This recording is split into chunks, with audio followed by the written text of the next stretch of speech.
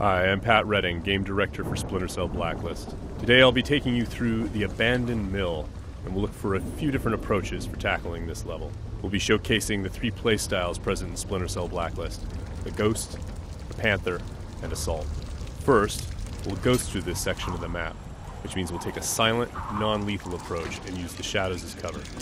We can tell by the goggle glitch that there's a tech enemy nearby.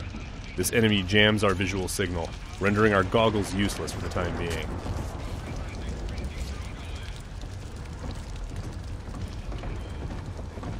Oh, come off it. That was never offside. What the hell are you watching? Some game from South America. There are a number of enemies below, so let's look for another way down. Bad football's better than no football, you ask me.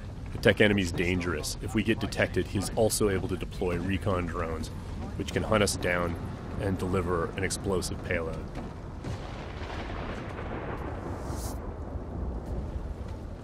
Now that Sam is in the shadows, we can take out the tri-rotor safely and do some reconnaissance to figure out where that tech enemy is located.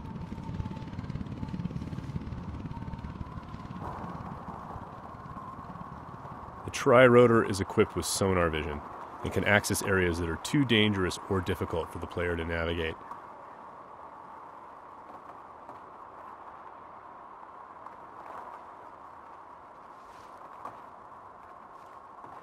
The tri-rotor can also mark enemies that are out of line of sight, perform non-lethal takedowns, attract enemies, or detonate itself if things get messy.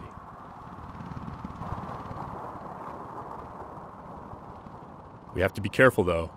The tri-rotor makes noise of its own and is visible to enemies, so if we get caught, all hell will break loose. We've spotted our tech enemy hard at work on his laptop.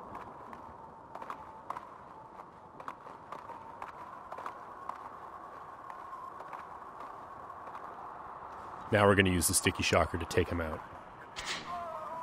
Of course, that's going to leave a telltale body lying around for the enemies to discover and get alarmed with. So we need to move quickly. What have we got here? What's that? One way for us to manipulate the AI is just to attract them outright with a whistle or a whisper.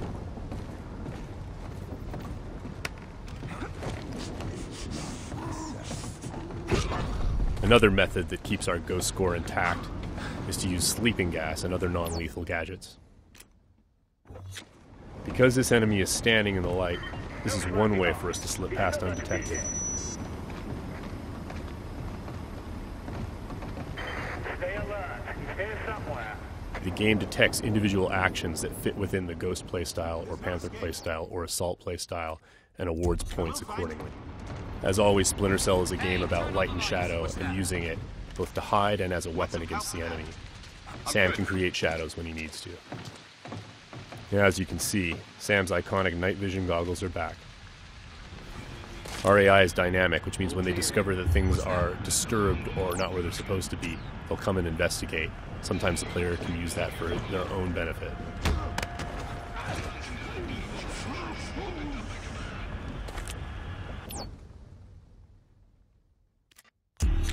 Now that the tech enemy is out of the picture, we can use our sonar goggles to better see our surroundings.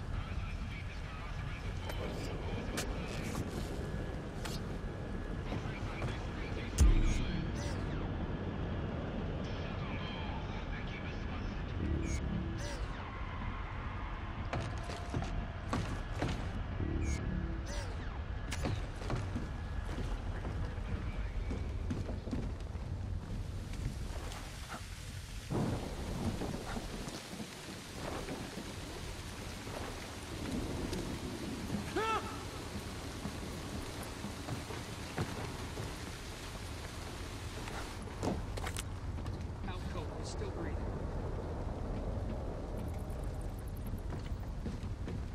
Light and shadow are hallmarks of Splinter Cell. We'll use the shadow as our cover to move through this area. All clean here. He just sent us a message.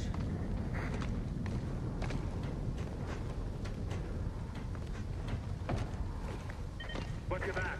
We've got to be close. Come up now and I'll treat you gentle. I'm gonna sit tight right here. Now, we're going to go through the same area and take a slightly different approach, the approach of the Panther player. That was never offside. What the hell are you watching? This approach involves staying undetected, but striking lethally from the shadows and leaving no one standing. Bad football's better than no football, you ask me. Watch this lot long enough, you might change your mind, mate. That keeper there, he's not bad. Find 20 more When the like opportunity him, and presents you might itself, have a game. the Panther player will line up multiple enemies for a killing in motion finish.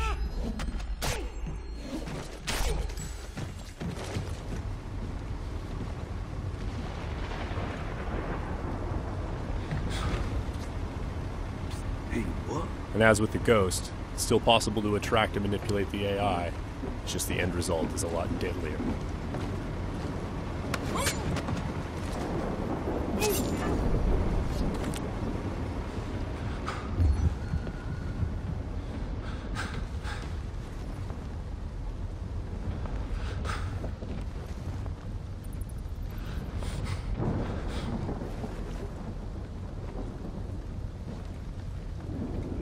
For the Panther, mark and execute is not only an opportunity for killing in motion, the opportunity to move into a close quarters kill is all part of a chain series of takedowns.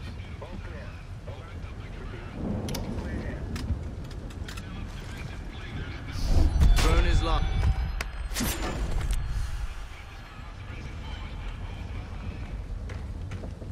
Now let's go through the same area a third time, this time to see how the assault player will handle it.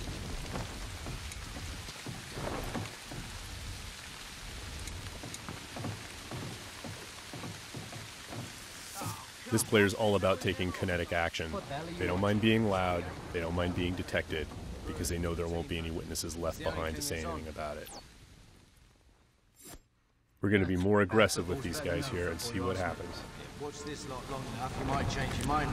That keeper there, he's not bad.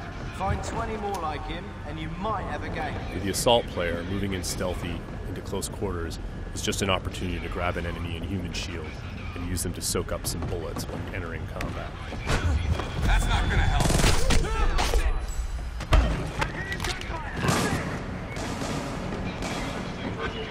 Last known position can be used to mislead our enemies.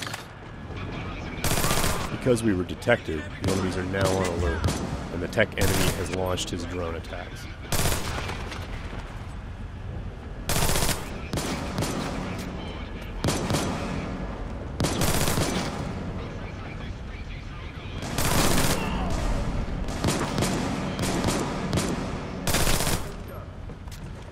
The gameplay in Splinter Cell is dynamic, meaning the AI gets a vote as to what happens next.